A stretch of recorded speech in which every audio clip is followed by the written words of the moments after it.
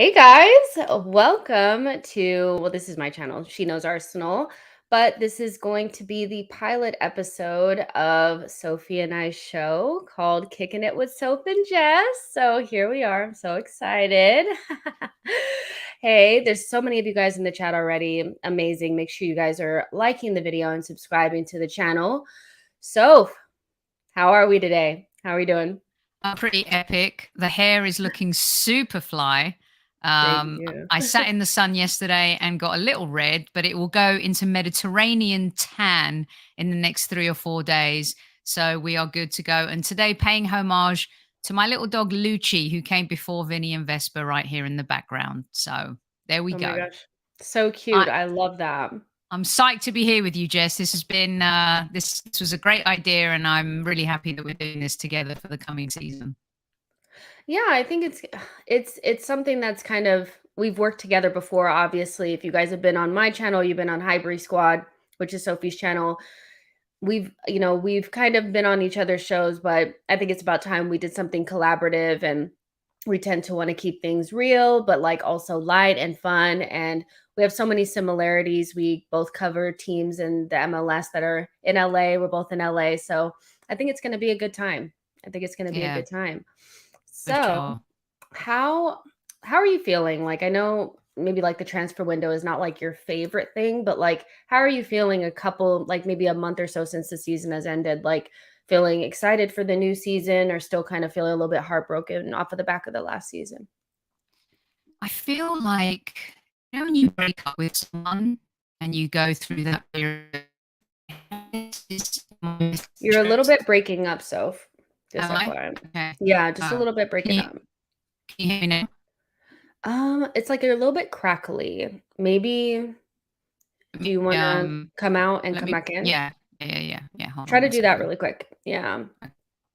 You guys let me know if you can see me and hear me well. Like Sophie was cracking up a little bit. Like if I'm cracking up too, like let me know. But yeah, you guys, it's Sophie doesn't know, but have you guys ever done that thing? Let me see what it's called. It's called a hold on. I pulled it up. It's called a Lenert quiz. We're gonna do one of those with Sophie. So How's all right, that? speak. Is that better? Y yes, that is better. Right, cool. That's good. So what were you saying? Go ahead. I was gonna say, it feels like when you break up with someone and you know that it's the right decision, but you can't help feel a little bit sad about what happened. And I think I'm in that phase where I'm going through a little bit of the heartache. And I don't know if I would be feeling it, if I'm being completely honest, if Manchester United or any other club had finished above us in fourth. I think I feel this way because it was Tottenham that beat us to fourth. They're the ones that ended up with Champions League football, and we didn't. And a little bit like that relationship where you tell someone, these are the things you need to work on. If we're going to make it, you've got to do this, this, and this. Mhm. And then that doesn't happen and they don't do that. And a little bit like Arsenal, we're in control. We had the tools and the resources, maybe not the tools as much because we lost Tommy Yasu and we lost Partey and we lost Tierney, but it was still in our hands for so long, Jess. So for me, it feels like that still. And I can't get into the Nations League as much, even though I enjoyed seeing Ramsdale do well yesterday. So I am having still at this point a little bit of a postseason hangover and yeah, that's where I'm at. No, yeah, I completely understand. I feel still a little bit bitter about how things ended. And so now I'm on like a little bit of edge, and the window has only been open for like 3 days because I just feel like all of our hopes and dreams are kind of in the transfer window basket. Like we definitely need quite a bit of players. We need to address holes that have been there for years. And then there's always like the question around like, is the manager good enough? Is this good enough? So I'm feeling still quite disappointed, but also kind of missing the team and missing watching us play. Like you, I cannot get into the Nations League stuff. Like I can't care. Like it doesn't matter. And I'm bitter that the World Cup is not in the summer. Like, so it's just kind of like Yeah. these meaningless games. And like, even watching Saka play, like, can he sit? Can he sit down and rest? I Yeah. mean, Can someone you just put him in a bubble and let him, protect him and yeah, stuff like that? I'm actually more excited for the women's Euros than I yeah. am for any of this other stuff. And yeah, I'd like to wrap Saka in bubble wrap and put him on a windowsill and just let him get some sun, over the holidays, and I can nurture him and make him, really good food. And yeah, it seems like to ask the players to go on vacation, then come back and then be competitive again. I know they've got to squeeze this in because of what happened with COVID and stuff like that, but it just feels like it's asking a little bit too much. Yeah, too many it's like just too many games in their legs, and obviously like the quality of the Nations League. You could just kind of see like the guys are ready to sit down. But I do agree with you. I have been kind of excited about what's going on in like women's football and stuff like that. Like the women's Euros are coming up and the NWSL season is well on its way. And for Mhm. me, that's been really getting me through it. But there's always in the back of my mind, I'm like, what's Arsenal up to? And that's what we're going to kind of talk about today. So make sure you guys get involved in the chat while we do this. I was telling Sophie that I wanted to do a show around expectations of kind of the transfer window, not doing like transfer news and like that kind of stuff, but just expectations in general and expectations of next season. But I wanted to do it in a different way. So I had to look it up to see what this type of quiz was called or survey was called, but it's called like a Likert scale quiz. Mm. And that's essentially when you put out a statement to somebody and you do the strongly agree, agree, neutral, disagree, or strongly disagree. So that's what we're going to be doing today. And I have about 6 statements or so that I want to quiz Sophie on and the chat box to make sure you guys get I involved. like I So like this.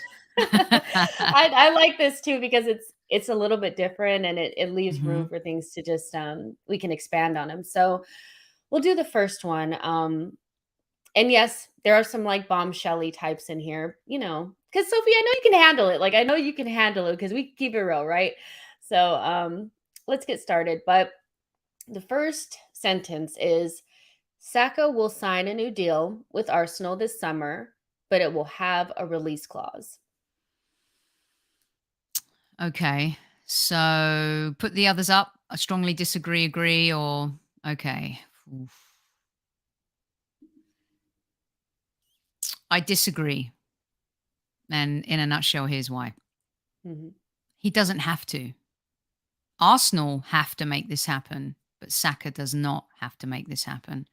And I would say there are a couple of young players right now. Saliba doesn't have to either, even though Arsenal are offering him something. By the way, insane to offer someone a new contract. They haven't even kicked the ball for you yet competitively in the Premier League. In the Farmers League, but then everyone's like, well, he's broken records for the amount of, interceptions or passes or whatever that record it is he's broken. And now, how can you not sign him on a new contract? Well, you do obviously to protect the asset, nothing more, nothing less. Um, if I'm Saka and I'm his advisor and I've got my PR hat on here, I'm saying to him, you don't have to sign that right now. You're not guaranteed Champions League football. But with your release clause in there, yes, but will Arsenal agree to that release clause? And if so,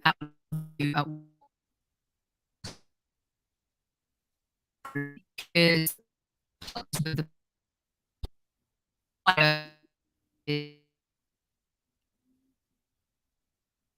into none of those situations where we let it run down, we let it run down. But this is the moment to make that new contract happen. But the power is with him. And he has all of the power to say, I want this, this, this, and this. Was very clever, 100 million clause to go to City. Harry Kane's advisors absolutely blew it for him, signed a 5-year contract, no release clause whatsoever.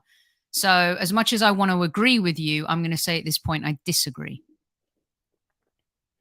Okay. And just to let you know, you did crack up a little bit during that, but we got Why the is that gist of what you were happening? saying. I Yeah. don't know. It's like when you're starting to spit facts, like it just starts going. "Brr, brr." I don't know. Your internet is a hater, I Okay. think. Your internet is a hater, but I think you're fine right now. But yeah, I think with this, for me, I would say I do believe. a little bit that Saka loves the club and that he will sign somewhat of a or try to sign somewhat of a Grealish type deal. I think some Arsenal fans are a little bit Disney Plus when it comes to thinking about Arsenal. Like, I do think he loves Arsenal, but he has to do what's best for his career. And the idea that Saka is just this nice boy that's going to stick around forever, I think he's pretty competitive. Like, I do think that we misrepresent him a little bit. I don't see him sitting there and saying like, well, if Arsenal don't progress, it's cool. I can just stay here because I'm Hale End. So Hmm. I think his agent will push for a release clause. It's the best way to give something to Arsenal because he loves Arsenal. Because we would get 100 million plus maybe for Bukayo Saka if he were to leave, but it gives him a get out of jail free card if we don't progress. And the likes of City, the likes of Newcastle, Liverpool now, Manchester United, these teams they can come in and they can spend on Bukayo Saka. So I would say I agree.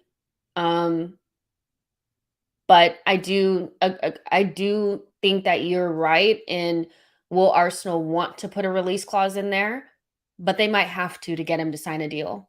I think everything is within Saka's it's the ball is in his court, right? So you know what it's like, right? You hang out with people and then you meet new people, or you meet people that introduce you to people, Mhm. and they're all staying at the Four Seasons, and you're at the roadside motel. And at this point, when it comes to City and Liverpool and a couple of other teams, I would say like Real Madrid, they're the Four Seasons. Tottenham, Arsenal, Manchester United, we're the roadside motel right now. And I say that about Chelsea loosely. They've won the Champions League, the Super Cup, and the World Club Cup. But we are the roadside motel. At some point, you're going to want to stay in the suite at the Four Seasons. And when he's hanging out with Jack Grealish and Phil Foden, and he's hanging out with Trent Alexander Arnold and all of these players in the England setup, and they're winning, it. You want that. You want to taste it. You want to feel it. They talk to you about their experiences. They talk to you about what it's like.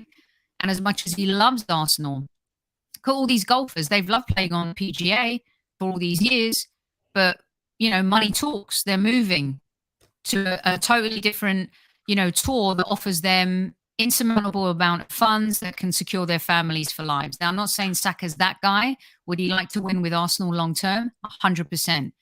But at the end of the day, even though he's still young, now it's a game. It's a young man's game at manager level, and it's a young man's game at player level. And time ticks, and it ticks really quickly. And you don't know what's going to happen in your career, injury wise, and all these other things. So I think that Arsenal need to be very cautious about what happens next. Yeah, 100%. I agree with, him hanging out with, guys that are playing at bigger clubs. They are going to get in his ear and talk to him about like what's going on. We know like we've seen this before. Ashley Cole, like he was at England camp and he was hearing what Chelsea players were making and Manchester United players were making. And then when he wanted to renegotiate his deal with Arsenal, like he asked for more and we wouldn't give it to him. So I think it's going to take a big salary boost and a Mm-hmm. release clause to get Bukayo Saka to sign a new deal. I don't know what Arsenal are willing to give him, but if you were sitting across the table from Saka and his agent, what would you offer him in terms of wages? What do you think it would take to get him to stay? 250 minimum. That's I, yeah. I it Wow. it's sorry, it's a lot of money, but you gave 300 plus. You gave 350 to Ozil, World Cup winner, one at the highest level. You gave Aubameyang the money after a great FA Cup run, right? Seasoned player, done a lot in Europe.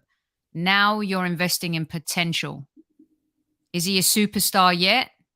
To us, yes. To the world, no. Can he be? Absolutely. Is he world class yet? No. But will he be if he continues on this trajectory? 100%. You can't go in there and say 200 grand when you know that someone like City can come in for 250. Yeah. I think if I'm his agent, Jess, I'm saying 250, we start there. That's where the conversation begins. Yeah, I mean, and there's some people that always kind of bring up his age, and I'm like, but his age doesn't matter anymore. Like he's not a young player to us. Like you said, he's a star for us. So you have to pay him star wages, and that's just where we are.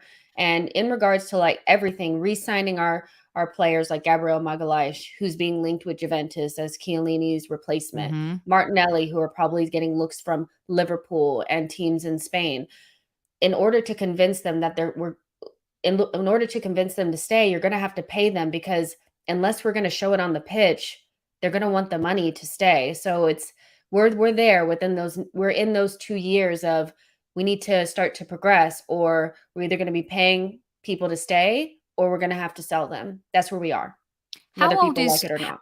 how old is, and the argument Haaland versus Haaland, but how old is he? Is he 21?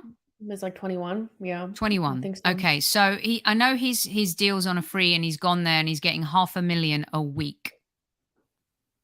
Excuse me. He's been phenomenal. His stats are phenomenal. Saka has been in a World Cup semi-final and he's been in a Euros final and he's won the FA Cup and he's qualified his team for Europa League. I don't understand people in chat who are saying LOL at 250.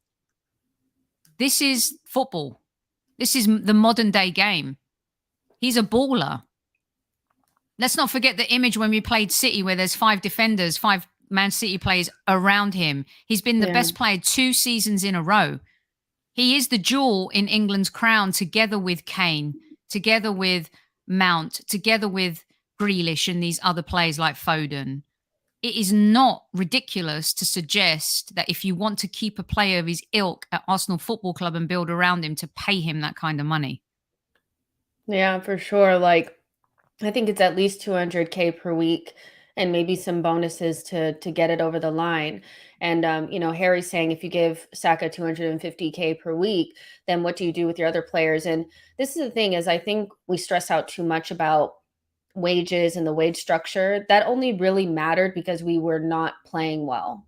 I Mm-hmm. think you start to think about wages and how much you pay for players when you're not doing well. So the wages of the likes of Ozil and Aubameyang and Mustafi and Socrates and all that came to light because, as Josh Kroenke said, we were, a Europa League team on a Champions League budget.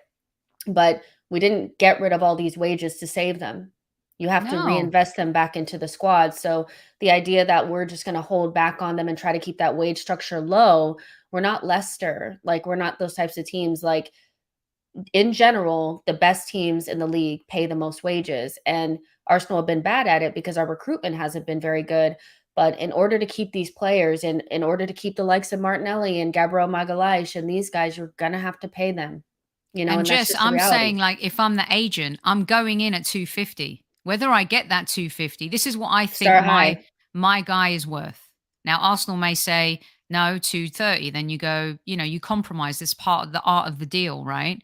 But if I'm Mhm. the agent, that's the number I'm starting at. 100%.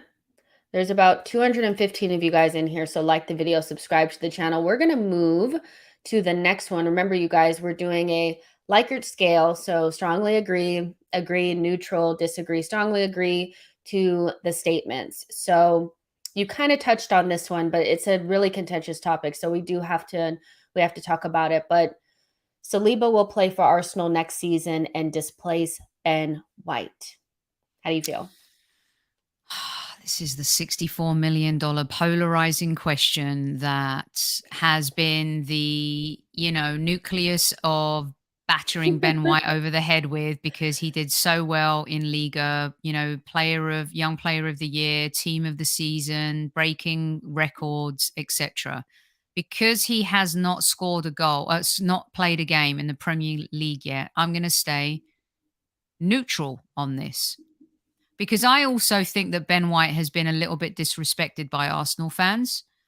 I believe Ben White is actually a versatile player that can play multiple positions and is a value to this squad. You may not think he's the long-term partner for Gabriel, but maybe he's the guy that if Tomiyasu's going to have calf problems or be injury prone, can play in that right position. If there's issues in the midfield, maybe he can play the CDM role. There's a Mhm. versatility to him that every single team needs in the Premier League. So, therefore, until Saliba comes in, wears the shirt, plays lights out against regular teams and then a couple of top teams, I would say this one is up for debate until the season starts. Ben White wasn't hellacious last season. Did he have some bad games? Yes. Was he affected by Tomiyasu's injury? 100%. Was he injured towards the end of the season? Yes. But I think you could argue that was he better than the players that he replaced? 100%. Did it was it glaring when Rob Holding had to play 2 or 3 games in a row that he's not the answer? This is why I talk about short-term players, Jess, versus long-term Mhm. being able to play game after game after game. So all good having El Neni and Holding and Eddie come in to fix and, jump into holes when there's injuries, but are they the long-term answer? No. So this one I'll wait until he starts kicking a ball in the Premier League next season. Music to my ears. Thank you, Soph. I mean, I've We been agree. banging on about this. I've been banging on about this. I'm like, we haven't seen him in the Premier League. Like, we literally have Mm, not seen him in the Premier League. So, and let's not sit here and act like the leagues are similar. They're just not. And if you watch him play, which I have this weird feeling that Arsenal fans don't watch him. Because if they did, they would see that he makes mistakes. If you watched him for France the other day, he makes mistakes like there's mistakes that Ben White, like if Ben White had made those same mistakes that Saliba did, they'd be killing him. And I yeah. get Saliba cost us, or White cost us 50 million, and he's a little bit older. But in general, for me, he had a good season. He met my expectations, if not exceeded them. He was better than David Luiz. And when we were playing as a unit in the back, we were ticking. When Hmm. Ramsdale, the group, the 5, when they were all together, it was He had a good. he had a better season than Varane. Yeah, Sorry. and And when we he's lost, 50 he's 50, Jess, because he's an English player. That's the market. Otherwise, yeah, he'd be 30, 27. exactly, and I mean, do we have to I know that I think the fee sometimes is relevant, but ultimately, when you look at the player, he's good, and I don't think you can just look at Saliba from what he's doing in League and say, actually, like I think that he's going to displace Ben White. I see a lot of that, like he's going to come straight in and take somebody's spot. I think he's going to need time to adapt. I think Mhm. he's going to be slowly rotated in, and I still also feel like before I can even start thinking about that, he needs to sign a new deal because if he doesn't sign a new deal, I don't know what happens. So I know that Arteta said he comes back, and Saliba also said he's going to come back, but there's still a gray area there in terms of 2 years left, needs a new deal. He wants to be in that French national team squad. How are we going to give him enough minutes and keep him happy, but also keep the consistency between Ben and Gabrielle? And it's a lot to do. So I'm not 100% sure that he stays, but I'm definitely not into him just coming straight in and taking Ben White's spot. Like I And don't see and you're it. talking about a player who helped Leeds get promotion. People may poo-poo the championship. It is one of the hardest leagues to play in world football. You just ask players and talk to them and they will tell you, right? He's also a player that shone at Brighton. So and Brighton have been lauded and so has Graham Potter and a team that has beaten us. And you can't poo-poo it and say, oh, well, it was just Brighton when it suits Mhm. you. Oh, well, it's Leeds, it's the championship. No, it's all experience playing in English football, tough, gritty. And then going to Arsenal, he's had to learn the sophistication of the Premier League, the nuances of the Premier League, which he did at Brighton, but it's a totally different pressurized, stressful situation when you step into the situation he did at Arsenal, knowing he was replacing broken players like Socrates and Mustafi and going into a cauldron where a fan base was just lost when it came to the defensive part of our club, what our expectations were and what the reality was. So considering he had all of those things to deal with, I think he had a decent season. Exactly. And what I would love to have the 3 of them, playing next season. I just think with the World Cup being there, it adds an additional kind of wrench in there, especially when Saliba is in that team. He's getting in front of Konate right now, and Konate plays for Liverpool and has played quite a Yeah. bit for Liverpool. So what that says to me is that he's highly rated, but maybe him playing consistent minutes for Marseille gave him the jump on Kanate. So is he going to want to give that up like right in front of, the World Cup coming in December? I'm not sure, so it's a difficult scenario I think that the club has to work out. Is it in our best interest to have the three of them? Absolutely. But is it in the best 100%. interest of Saliba? I'm not sure. And so we kind of, it doesn't help that Jess Guendouzi is is also also out there too. exactly. And that I think that's what's added fuel to the fire, right? Arteta Yeah. sends them both away. Guendouzi's a totally different, I think, conversation. Saliba Mhm. was probably a player he believed in more, that he did want to gain that experience. I actually, if I'm going to be honest, I never thought he'd kick a ball for Arsenal ever again. I couldn't see it happening. But Right. now he's coming back to the club with a chip on his shoulder. He has, I had to overcome adversity, right? A manager that does he believe in you? Or did he believe in you? Are you his sloppy seconds because you weren't his signing? What are we going to see now? This is going to be a really good test of character for him. And let's truly see if he wants to build a career at Arsenal or if he's coming back for the wrong reasons on both sides, not only his side, but also the club side as well. We're going to see. Exactly. I have a super chat here from She Knows Football. Thank you so much, saying great show. I'm glad you're enjoying it. Let me see if I missed any other super chats while we were chit chatting. Let me just zoom on backwards here. I don't Zoom, think the so. moon and Hmm? stars came out to play. I think I got them all. But yeah, like this is one of those where we just have to wait and see how things unfold. I wouldn't start buying my Saliba, number 2 kit, home kit yet. Let's just Hmm. wait and see. But is he just walking in and taking Ben White's spot? Ben White is an Arteta player, he is. Yeah. And Saliba is not, And so remember, there's Nuno difference. played two games, and everyone was like, "Oh, we got Tierney's replacement. This guy's amazing. Hold the mayo, Mhm. put the mustard on the side, people. Football is not a shot of vodka. It's a glass of wine. You got to let things marinate just a little bit. 100%. So let's keep it pushing here. Um, Arsenal need a target man striker to lead the line next season. What is the strongest thing? Agreed. Totally at the top of the mountain, wherever it is at the peak. Is it Kilimanjaro? Is it Mount Everest? Yes, yes, yes, and yes. 100%. You can talk about Richarlison. You can talk about Jesus. You can talk about all of these players. Seen there, done that, won the t-shirt, drank from the mug. I've seen these players at the Arsenal before. We've never replaced Giroud. Everyone didn't appreciate Giroud when we had him. Probably one of the most underappreciated players in the history of Arsenal and maybe the Premier League. Has gone on to win titles and cups at other clubs. Yes, surrounded by good players. But what happened at Milan this last season was insane. Mhm. And I would love to see a target man up front. I said when Zlatan left LA Galaxy, why aren't we in that game? Why are we not signing this guy, even if it's for just one season? What he Yeah. can bring to the table. Tammy Abraham was a little bit different because I don't think Chelsea wanted to do business with us in that regard. But look what he's done when he's gone to Roma. And again, some people will say, well, it's Serie A. Well, Serie A is much more elevated this past season if you've been watching, much more competitive.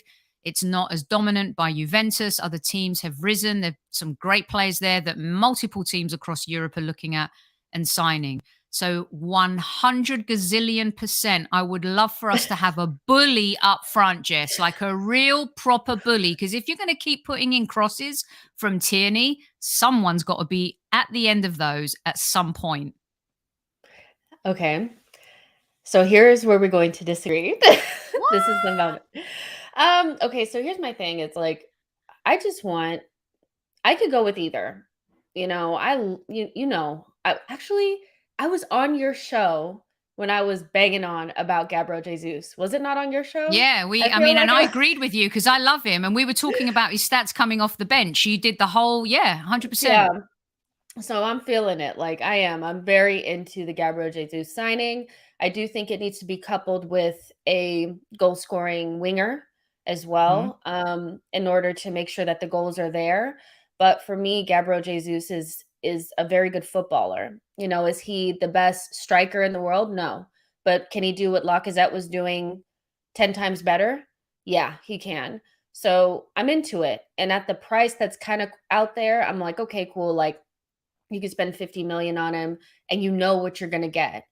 My fear with the likes of like Skamaka and Osimhen is that, Mhm. especially with Osimhen, the fee is so large.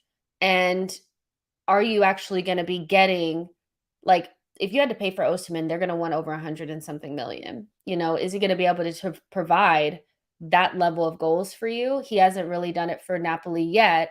So is he going to do it for Arsenal in the Premier League? And what are you not going to be able to get because you're spending that? You know, that's my fear. You know, if you were to go in for, I know he's going to Liverpool now, but Darwin Nunez type, what can you get beyond that? You know, we're tight. You know, Mhm. we don't have an unlimited budget. We're not Man City and, you know, these types of teams. So I think you know what you're going to get with Gabriel Jesus. He's not the target man, but he does score some goals with his head. And so I think it's a good signing if we can get over the line. But Skamaka, you know, I watch him play. I think good player, but is he that much better than Gabriel Jesus or does he just look a certain way? You know, I'm not I sure. I'm all about getting Jesus in, to help Yeah. us. God, God bless, praise the Lord. Jokes aside though, which was a bad one, which has been done to death. Yes, I hear you, everybody. I think we need both. I would love to see a Tammy come in and a Gabriel Jesus come in because, Kev talks about this on our show all the time. He believes that we need the two. And Mhm. he was a striker and he played Jess and he doesn't think Eddie's the answer. He just doesn't. Mm. And I don't think Eddie's the answer over a long period of time in the Premier League to rely on him as your number one. I just don't. I feel like everyone says, "Oh, when he got his chance, he took it." Well, he's been given chances, maybe just not consistently in the Premier League. But is he going to scare the likes? I mean, people talk about the West Ham game. You're talking about playing City twice, Liverpool twice, Chelsea twice, Man United, Tottenham. Newcastle were going to get better. Who knows what? Everton were on their knees. Are they going to sell? Are they going to buy? The league is just going to evolve and improve. And I think that when it comes to the physicality of the game, it is where Arsenal always fall down. If we'd have just had a bruiser up front, okay, I know Burnley got relegated, but Weghorst at Arsenal for a loan between January and the end of the year, would that have helped? Maybe. I just feel like when we fail, it's mental breakdown, it's injuries, or it's through not being physical enough. And I would love for us to be a bit more physical. Gabriel's added physicality at the back. I would say even Ben White has added that. Ramsdale too. But when you look at the middle of the park, Xhaka's physicality is danger.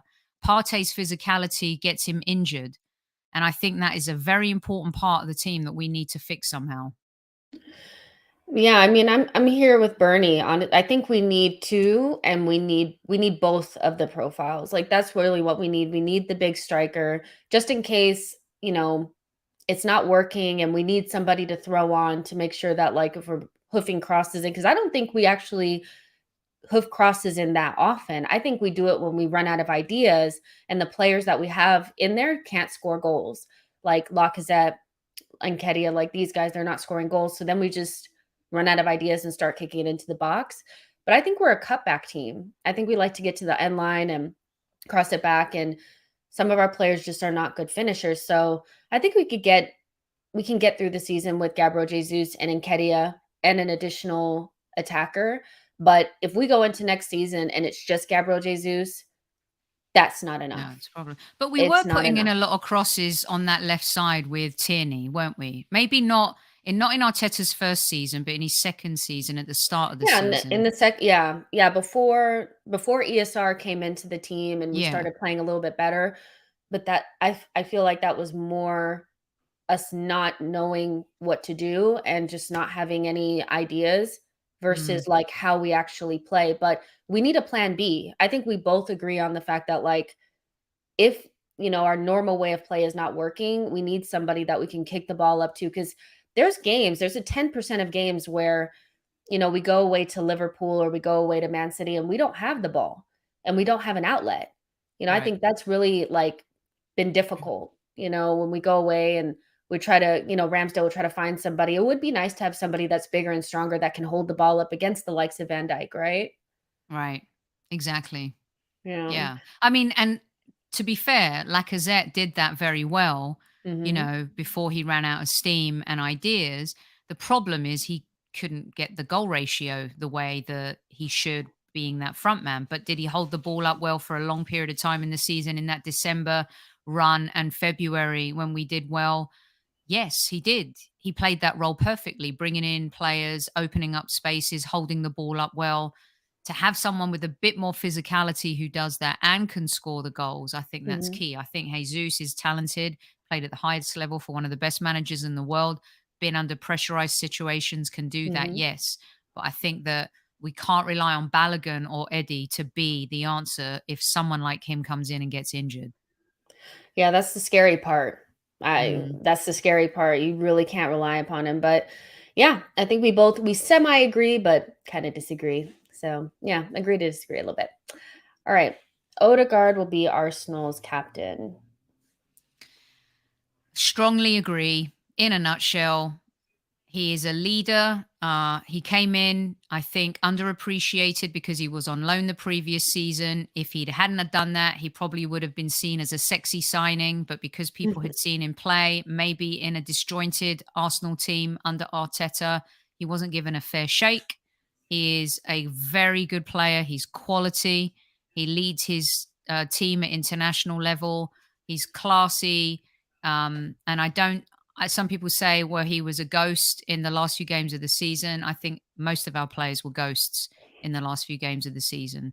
Yeah. And you need someone like him, I think, who can take the baton and knows what it means to be captain. So for me, unless a new signing comes in of higher grade, higher value in the sense of experience, yes, he gets my vote. Yeah, I think we were all kind of on the tyranny train until we realized that he couldn't stay fit. And ultimately, your captain has to be somebody that plays almost every single game. For me, it's always been somewhat of if Tierney could stay fit, which he can't, or Odegaard or Ben White. And for some reason, it kind of just has to be Odegaard. He's Arteta's, coach on the field, and Hmm. he most of the time leads by example. He just is that guy, for us, and he has that experience, like you said, for Norway. So it's going to be really interesting to see what he's like behind the scenes in that documentary, because I have a feeling that Yeah, we have a vision of Odegaard as being this quiet guy, but we saw when he was mic'd up in that West Ham game, not last season, but the season prior, even when he was on loan, he was yelling, talking, screaming, doing all those things. So I think we have an idea about Odegaard that's not quite maybe who he is, yeah, but I think it's a good move. And you only really feel bad about the captain, I think, when you're giving it to somebody because you want them to stay or something like that. It's about time that we kind of change over the captaincy and make it into something that is kind of what we knew, the totally player on the agree. pitch that's leading by example, right? Really good shout. And here's the thing for me, quickly. I would not make Tierney vice captain. You want to keep Mm. no, look, hear me out. Terry was made captain very young at Chelsea. Gerrard was made captain very young at Liverpool. Tony Adams was made captain very young at Arsenal. I would make Saka vice captain. You want to show him the belief. You want to show him that he's the future. I think people say don't do that to him. He needs to focus on his game.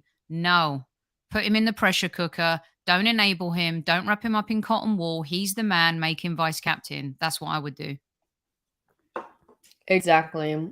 Some people are mentioning Xhaka. Please don't. Like, Oh, we're done with no. that, aren't we? She knows football. Thank you so much for your super chat. Says TJ Emerson said in the chat says, "Hi. I messaged TJ. I'm sorry. I did miss your super chat. It went by me. I appreciate it, but I'm sorry I missed it. I couldn't find it when I went back up. And TJ came back and said, "There's no agenda. Ben White is rubbish. No captain." Okay, fair enough. But Well, that was yeah, worth finding. yeah, it's worth it. But yeah, I think this will be As interesting to see. TJ, be kind, as the shirt says, be kind. Be kind. Exactly. But I just want it to be somebody new and somebody fresh and kind of somebody in this new group of players and not anybody from like the old group. Meaning don't give it to Xhaka. Give it to somebody new. You know what I mean? But yeah, there's almost 300 of you guys in here. So like the video and subscribe to the channel. Hit it. Here's another one for you. Arsenal need I'll say a Basuma-like player more than they need Tielemans. I'm going to agree with this. I don't know who that player is if it's not Basuma, but it's not going to be Basuma. I just think if we were going to sign Basuma, it would have happened last season. And people need to get off this train a little bit because part of Arteta's DNA and profiling of new signings is character. And I'm not calling out Basuma. I don't know. Nobody knows about what's going on in his life and what's happened. But all I'm saying is, going on what has been reported, it doesn't seem to me that Arteta wants to get on that train. And he doesn't want to Mhm. bring that negativity or that attention to the team. With Right. that said, is Tielemans a better option than what we have now? I believe that yes, he can bring value to the squad. Partey is questionable with fitness throughout the season. I'm sorry, as good as he has been since before African Cup of Nations and just after and before he got injured, is he reliable? Has he been reliable since he's been at the club? I would say 60-40. Xhaka seems to be Teflon, untouchable. So I think either one of these guys for me, bring them on, bring them in. Right now, I'm at that point where I'm like, you know, bring anybody in that midfield. Lokonga seems to be someone that's going to need time. Whether he goes on loan, I don't know. But these two enhance the squad. But the Basuma thing, I don't think that's going to happen, you guys, for the reasons I've said. Yeah, I mean, I see this on the timeline a lot, and I think Mhm. we have, and I think I was a part of this. Like I did last season and last summer, really want Basuma, and so I think I was really pushing it, like a lot of other Me people. too. I mean, he's a really Yeah. good player. He's very good, and there's the obvious personal issues going on with him. But in regards to like, do we need a Basuma like player, which is basically a destroyer like central defensive midfielder, somebody who's Hmm. athletic, that can run around, that can retrieve the ball, can recover the ball and retain it. I do think we need that player because, like you said, Thomas Partey is unreliable, and that hurts me to say because he's my thing. Like I love Thomas Partey to death, but that guy cannot stay fit and our season really hinges on his fitness because we don't Hmm. have anybody else who can do it like he does. He basically runs the midfield by himself and those last couple of games you could just see when the ideas kind of ran out. We just kind of ran out of that. We didn't have a midfield. It was just kind of nothing was there. And so we do need some backup to Thomas Partey. But when you re-sign El Neni and you have Sambi there, it kind of feels like you're saying we're just going to kind of go with what we got and we're going to try to bring somebody in that's maybe better in attack, like Yuri Tielemans, to get us some more goals and assists and make us better on the edges of the box. And so I think if you have to choose one or the other, I Which would is need probably, which is needed, Jess. We don't get yeah, enough goals from midfield. I mean, 100%. Yeah. and that is a problem. That's an Achilles heel. And we're always reliant on one or two players to score goals. And look what happened last season. Saka and Emil Smith Rowe, our top scorers. I mean, that's just not, too much pressure for them. But thankfully, they're young players that can take on that pressure. Can I spin it real quick? You can answer this real quick. Hmm. Sometimes we don't go for the sexy signing. It's always got to be a Ruben Neves or a Tielemans or a Basuma. What about a McGinn? What about a play like that? Well, for me, it's not really about, where they come from or what they, if they're a sexy signing or anything like that. That's never my thing. I just am like, do they fit and will they make us better? McGinn is interesting because he's kind of like a hard worker type. He gets goals. He's a good player. I'm just not sure that I believe he's that good, so for me, McGinn is specific, but in terms of, like, bringing in players that don't have hype, like, that's fine with Mhm. me, and I think a lot of Arsenal fans are desperate for the big, shiny signings, so that they can maybe brag or whatever, but the big signings haven't really went that well for us, so I think we just need to kind of keep our heads down and sign players that do well for us. Yuri I'm giving the Tielemans exa Yuri so I'm just Tielemans giving is actually not sexy right now. He's actually his stocks are low right now. and so are McGinn's low. He played really badly, but so did Scotland. So we're going to measure him on Mhm, being part of a really poor Scotland team versus what he's done in the Premier League this season. Tielemans, a depleted Leicester side, right? No support around the back four, the mhm, amount of work, extra work that he had to do this season, Jess. I guess my point with that is sometimes we're always looking for the sexy name on the back of the shirt, but let's mhm. learn from what happened in the summer. Look at Tomiyasu. So many Arsenal fans put, who's he? Ramsdale. Well, it's been relegated twice. But they've worked out well, haven't they? I'm just saying that, yes, we need a marquee signing. Every team does, like of the ilk of Arsenal Football Club. But when it comes Mhm. to players just doing their jobs, I think sometimes we get a bit snobby about who those players are or can be. Yeah, for sure. I'm definitely whatever makes us better. I don't care what the name is, and I don't Yeah, I'm care what with they look you. like or where they came from. It really doesn't matter to me. But for this one, if we can get Tielemans over the line, I think he instantly improves us in terms of what we can do going forward. And for a fan base that cries all the time about not having goals from midfield, you'd think you'd be biting your hand, like biting somebody's hand off for this signing, because he definitely does that for you.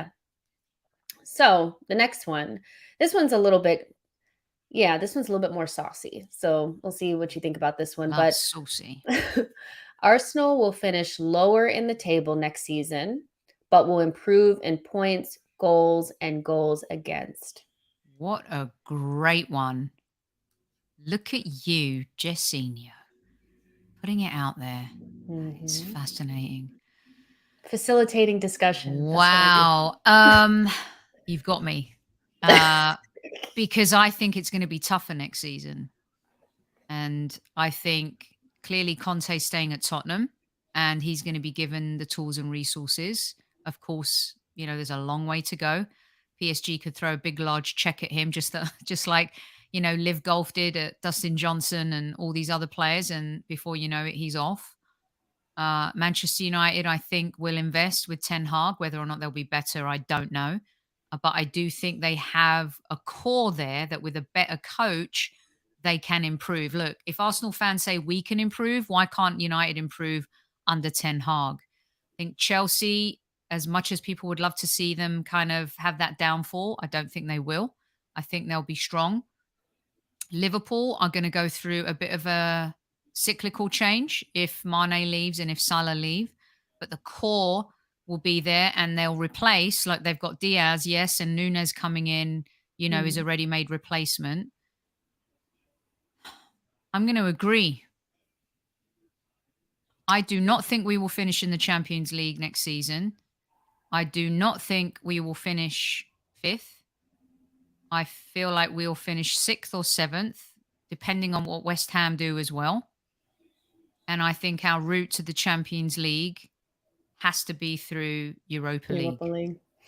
I'm That's going to what I was agree gonna with ask this. you. I was gonna ask you, like, is our best chance of trying to get into Champions League gonna be Europa League? And I think I agree with you in terms of, like, that's gonna be our best chance because as much as Arsenal fans wanna, and here's my thing is, like, we will improve. Like, I believe we're gonna get good signings, and we are gonna get better, and our young players are gonna get better. But I think the idea that Manchester United are, like, they weren't bad because they had bad players, they down tools. Yeah. If they just feel, and even with that, they still finished in Europa League spot. That's, they weren't Just that far behind us. they were coached back. They have Sancho, they have Ronaldo, who I don't care what anyone says. Without him, where would they have been? He's still a Yeah. value. Yeah, I of think course. Bruno, who is probably the most annoying player on the universe if he doesn't play for your team, but if he does, you love him. Yeah. You know, Varane will probably be better next season without the injuries. De Gea is amazing in goal. They're gonna strengthen at right back, aren't they? Mhm. They're They're looking on at getting De Jong De in. Jong. Mhm. Rashford is going to have to improve. They might probably go in for a striker as well. Individually, they've got talent. As a team, they were garbage. Individually, we weren't as good, but as a team, we improved. That was the difference between us and Man United last season. Now, will Mhm. we make the same investments in the summer transfer market? That's where the rubber will meet the road for Arsenal Football Club. Yeah, and you also have to add in, and I know that there's always a shock. Every season, it never goes really the way that you think it's gonna go. So, like, the season before last, it was Liverpool, and all their injuries really kind of tanked their season. So Hmm. there's always one, but there's so many teams now that 4 spots is just not that much. That's not that many. And then you have to add the fact that we're gonna be in multiple competitions now, and the Yeah, Winter World Cup is going to disrupt everything. So Arsenal having this thin squad and maybe the reluctancy to like really go out there and invest in the team, we're going to be stretched. And so you're going to see more of El Neni. You're going to see more of Rob Holding. And those players, as nice as they are, they don't have the quality, and a lot of our best players are going to be playing in that Winter World Cup. So what are we going to do? And Arteta has yet to really show that he can, compete on multiple fronts and keep us in a lot of different competitions doing well. So it's it's hard to see how we're going to qualify for the Champions League through the league, because I think every team is going to be a little bit stronger. And then you have the likes of West Ham that are going to be sniffing around in Newcastle. I don't think they're going to finish mid table. I think they're going to be pushing, so it's going to be hard. But I do agree with this. And this happened to us in the Leicester season. The Leicester season, we finished second. And then the season after, we had more points and more goals, and we were a lot better, but we finished fifth. So it's not out of the realm of possibilities, and mhm. I'm just hoping we can do well in some cups, because if this is kind of where we're going to be, and I know this is kind of like a deeper conversation, but like if this is who we're going to be, and this competition is going to get stiffer, and there's going to be teams around us that will spend more, I at least want to see us win trophies, at the very least. And the one thing that Arteta did do was when he won the FA Cup, that felt good. At least Yeah, we got to see silverware. yeah, So, for you, I know the FA Cup was a big sore spot last season. Like, yeah. obviously, your expectation, for the cup competitions, what are your expectations for those? Do you expect us I to go far in them, take them really seriously? What do you Well, think? Jess, you bring up a really great point about having Europa League football and a little different to Champions League football. Sometimes at those beginning stages, you've got to go a little bit farther. You've got to go to deeper places in Europe, and we're going to need a squad to be able to do that. Now, in those early stages, are you going to rely on those younger players? Yes, but is it a competition you want to win? So he's going to be Yeah. stuck between a rock and a hard place because that's going to be the vehicle for me. Now, the FA Cup, I've argued in some respect, and you can at me, everyone, that he won it with Emery's team. And he had Aubameyang who was on fire because since then he's failed miserably in the FA Cup the last 2 seasons at very early stages in the FA Cup. The League Cup, I would love to have won that. We hadn't won it since '93. We got to the semi-final, played heroically with 10 men at Liverpool. But how many times are we going to play heroically against a team and not close? How many times are we going to play heroically against City? We were so good, our best game of the season. We lost. When are we going to make that leap and jump to that next phase? It's got to be now. We can't keep falling back. Mhm. And I didn't argue with Lee Judges about this a little while ago, but he was of the ilk that we benefited because Spurs were poor early in the season and United had a terrible season. Now you could say there's merit to that comment, but we still had to play the way we did with the youngest team in the Premier League.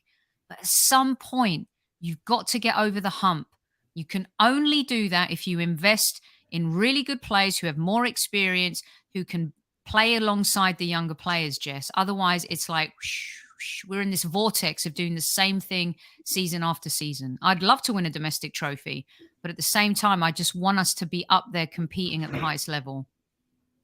Yeah. No, I do agree with that, and I think like bringing in players that are more experienced would really help with that. But it's also about, the manager, and I'm very interested to see kind of how he was at, and I know it'll be zhuzhed up, for the documentary, but Mm, I kind of want to see what he was saying to them ahead of the Spurs match, ahead of the Newcastle match. What was he saying to them? Because I think those are important, that those are important factors.